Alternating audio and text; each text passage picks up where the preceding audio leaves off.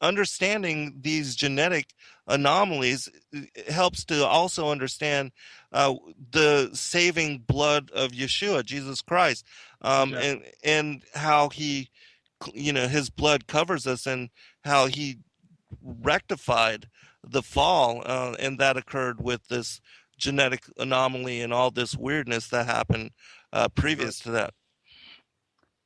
That's precisely right. Yeah, that's why your understanding of the gospel is enlarged when you have a proper context of the genetic scenarios that are playing out throughout the Bible, because it gives new meaning to the phrase kinsman redeemer when you Right. think about Jesus, because Jesus came to save a very specific group of people. He came to save human beings, Yes. period. And he had to become one of us in order to do it. He wore our flesh. And so, and understand that when it says, and I know you understand, but to the audience, understand that when it says flesh, that encompasses genetics, genome. He wore our genes. He took on our genome, our genetic composition.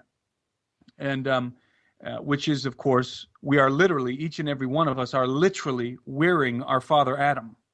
Yes. Our genome, our human genome comes from Adam. So, and then of course from Noah after the flood. Right. So Jesus had to become, he had to wear our flesh. And he knew our every affliction that is associated with the flesh, he knew. Though he sinned not himself. He never contradicted the will of his Father, but he did wear sin, and he nailed it to a cross.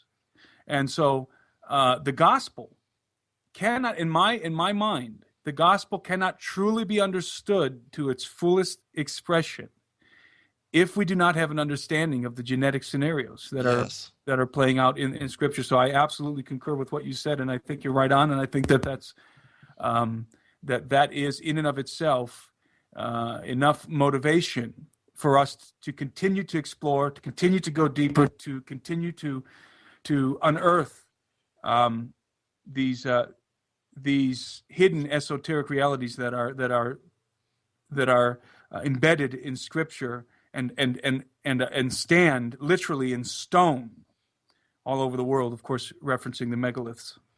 Yes, absolutely. And going back to the genetic aspect of the scriptures, we see this playing out not only between the lines of Cain and Seth, but also why Noah was said to be pure in his generations, and then we see it also the giants post flood with David and Goliath, and the differences between Isaac and Ishmael, and Jacob and Esau.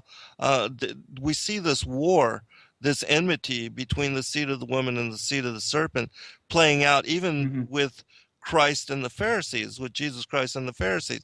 And now with the New World Order and humanity, I believe it was a young girl, a 12-year-old girl, that was doing a genealogical chart on the presidents, the United States presidents, and she discovered that Obama and Cheney and George Bush and Kerry and Al Gore and George Bush, that they were all blood related to the same family line in connection to Queen Elizabeth sitting on the throne over there in Europe, and that many of these kings and queens, princesses and princesses sitting on the thrones of the world were all part of this same genetic line. And there was a passage that Steve Quell had put forth on an alert, and he was talking about how they believe themselves to be from the children of Cain. And I'll share that with you after the next break. But if you could comment on that and this war between these bloodlines. Well, I agree. I think it is a reality that is becoming more apparent as time goes on.